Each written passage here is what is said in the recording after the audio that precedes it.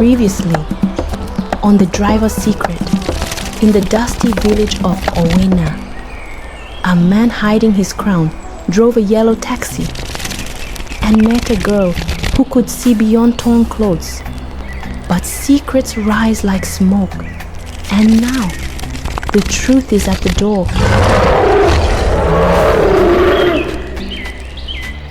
Bro, you've gone mad. You've been in that village for 2 weeks. The board is getting nervous. I need more time. You're falling for her, aren't you? Haha. Just tell her, man. She's either going to run or stay. But you can't play poor forever.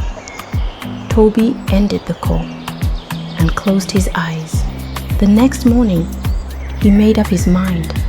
He would tell her the truth.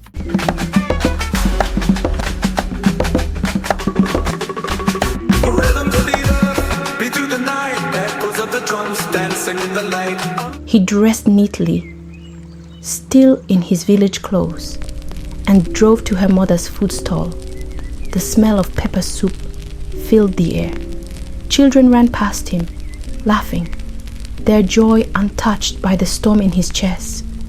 Ife was behind the stall, washing bowls. When she saw him, her hands froze. "Can we talk?" he asked gently. She dried her hands and stepped out. They walked down a quiet path beneath the shade of banana trees. Birds chirped high above, like they were whispering the truth ahead of him. "Ife," he began, his heart thudding like a drum. "I haven't been fully honest with you." She raised an eyebrow, but said nothing. My name is Toby Adekunle. I'm not just a taxi driver. I own Obiko Holdings. I came here to escape for a while, to find something real. You lied to me. I didn't mean to. I wanted you to see me. Not the money, not the name, just me. Her chest tightened. Her eyes searched his, not for his wealth, but for her own worth. You should go. Ife. You should go now, Toby, before I cry in front of you. And just like that, the boy who wore torn clothes and carried golden secrets stood alone. In Owena, trust was gold, pure, rare, and hard to win back. Meanwhile, Ife didn't sleep that night. She lay on the mat beside her mother, eyes open, staring at the ceiling. Her chest felt heavy, her mind spinning. She had opened her heart, slowly, like peeling yam skin, carefully, gently. She had told him about her dreams, her fears, her hunger, and he had looked at her like she was enough, like she mattered. But it was all a lie. He was a billionaire playing dress up, and she was the village fool who thought love came in a dusty yellow taxi. The next morning, she tied her scarf a little tighter and walked to the market with her head low. People greeted her, but her smile was missing. Then she saw it. The taxi parked quietly by the side of the road, but it was empty. Good. She didn't want to see him. Not today. Not ever. Maybe. But her heart had other ideas. Every time she saw a blue shirt, she thought of him. Every time someone laughed, softly, she heard his smile in it. And worst of all, each time the wind brushed her face, she remembered the moment. He gently tucked a stray braid behind her ear, without asking. 3 days passed, then 4, then 7. No sign of Toby. But one evening, just before sunset, a big black car rolled into the village square. It wasn't dusty. It wasn't slow. It gleamed like a mirror. and stretched long, like a sleeping snake. People came out to see. Children ran behind it, shouting and laughing. Even the goats moved out of its way. The car stopped in front of the food stall. The door opened and Toby stepped out, wearing a clean white kaftan and brown leather sandals. His beard was neatly trimmed, his face tired but calm. Ife was carrying a tray of soup plates. When she saw him, she froze. He walked slowly toward her, not proud, not loud, just quiet. "I came to say goodbye," he said. She didn't speak. I left because I didn't want to confuse you. I didn't want to make things harder. But I couldn't leave without saying thank you. "For what?" she asked coldly. For showing me how it feels to be seen. For making me laugh without reason. For reminding me what real life feels like. Tears formed in her eyes, but she blinked fast to hide them. "You tricked me," she said.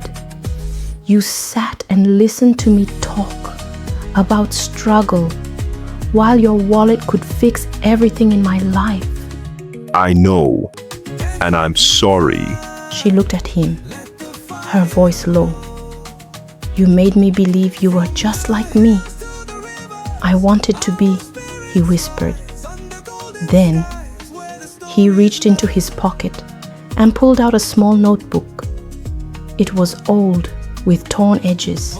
I wrote down every dream you told me, every recipe, every idea. If you still want that restaurant, I'd like to help. No strings attached. He held it out to her, but Ife didn't take it. She turned and walked inside. Toby stood there a long moment.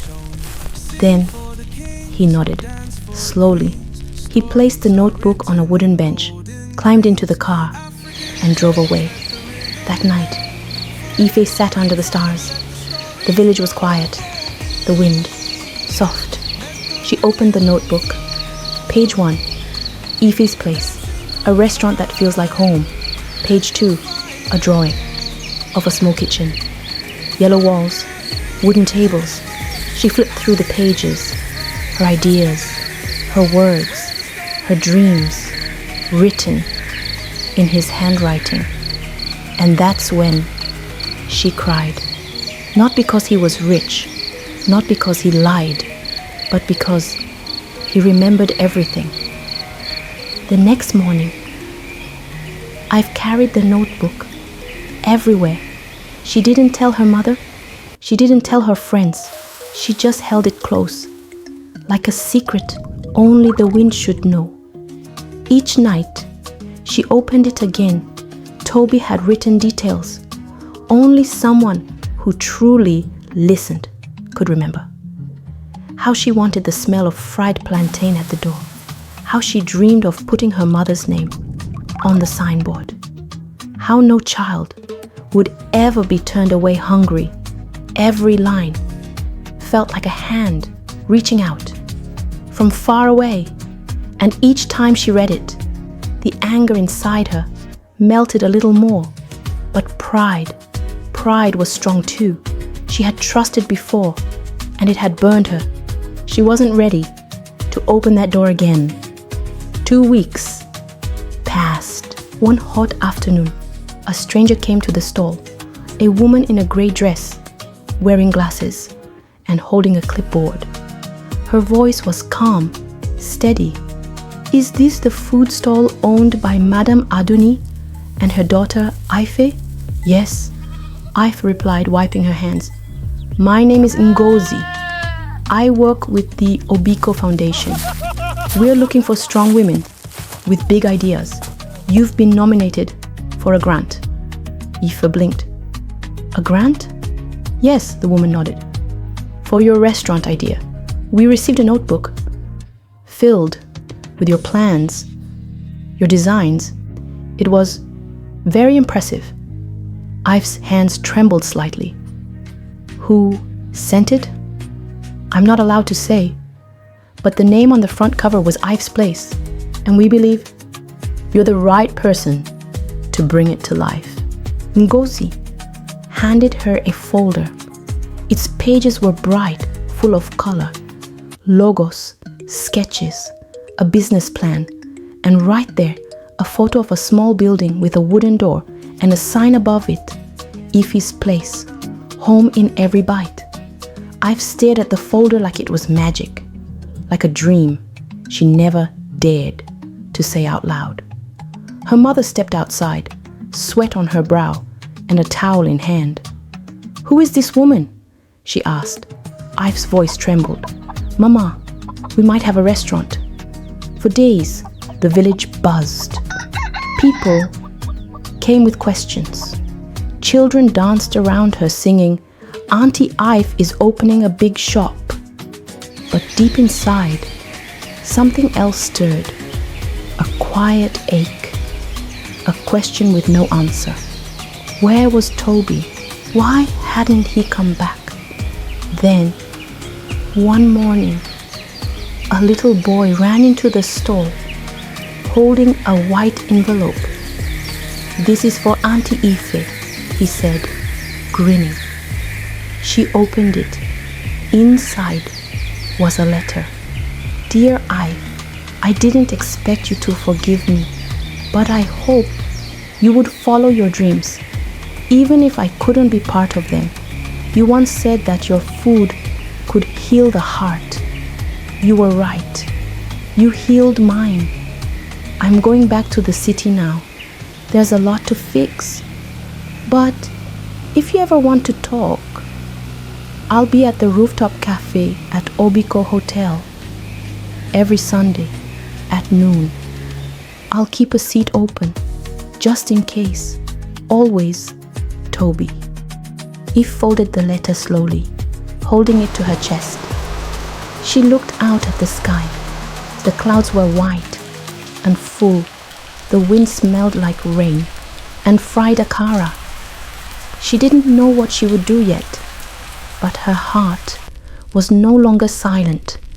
And somewhere in the city, a man waited, quiet, hopeful, and still, in love. Days turned into weeks. The building for Ive's Place had begun. A small plot near the village square was cleared. Workers hammered wood and mixed cement. Curious neighbors peeked through the fence every day, whispering, "Can you believe it? Little Ife is building a restaurant." Ife walked past it daily, her hands tucked behind her back, her heart full and unsure. She answered politely, smiled kindly, but something inside her still waited, like a drum that hadn't been touched. She often took out the letter, sat under the mango tree, and read it like a sacred prayer. Each fold felt like a heartbeat, each word like a whisper. That night, as they ate boiled yam and egusi soup, Mama Aduni watched her closely. "You still think about him," she said softly. I didn't reply. Her mother gently placed her spoon down. "You're building your dream, Ive, but dreams are sweeter when your heart is not heavy." Ive looked up, eyes filled with quiet storms. "He lied, Mama." Her mother nodded. "He did, but he also listened. He remembered, and he gave, not to buy you, but to build you." Silence filled the small room. Then Mama reached out and held her daughter's hand. "Don't let your pain become your prison, my child. Freedom sometimes means giving love another chance." That night, Ive didn't sleep. The next morning, she bathed before the sun rose tied her hair into a neat bun, wore a yellow dress, and placed the letter carefully inside her bag. She didn't tell anyone where she was going. She boarded a crowded village bus, heading for Lekki. The journey was long, the road rough, but she didn't care.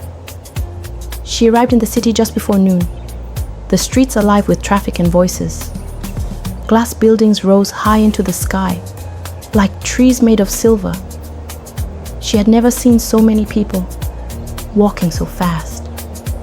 But she had only one destination, Obiko Hotel. She stepped into the grand lobby, marble floors, crystal lights, air that smelled like roses, and cold money. The staff glanced her way, surprised, but she didn't stop. She moved toward the elevator, steady, calm. The rooftop cafe was quiet. The wind, soft, round white tables, flowers blooming at the edges. And there he was, Toby, sitting near the glass railing, navy shirt, a small book in his hand, the seat beside him, empty. She walked toward him. He looked up slowly. Their eyes met. And for a moment, the whole world stopped breathing.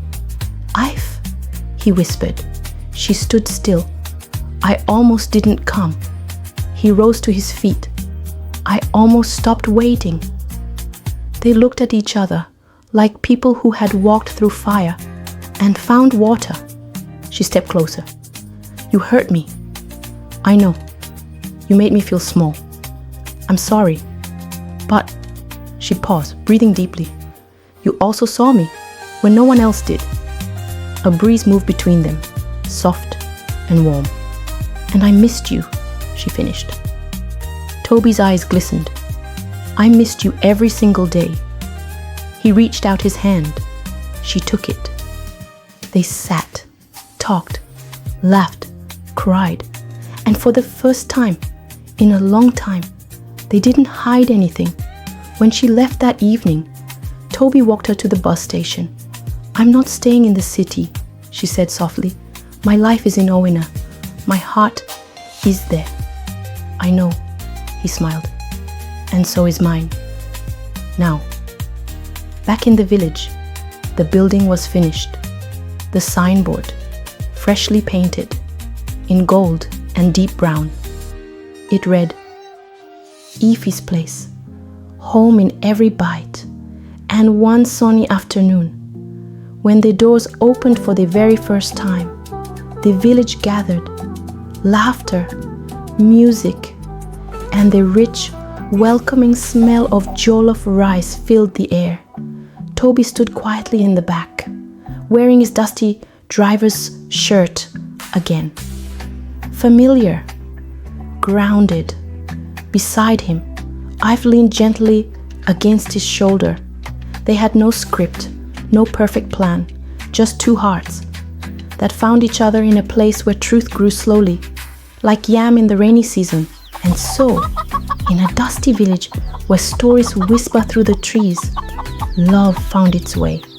Not in riches, not in crowns, but in quiet promises and shared dreams. This was not just a tale. It was a seed planted in the heart of anyone who's ever hoped to be seen.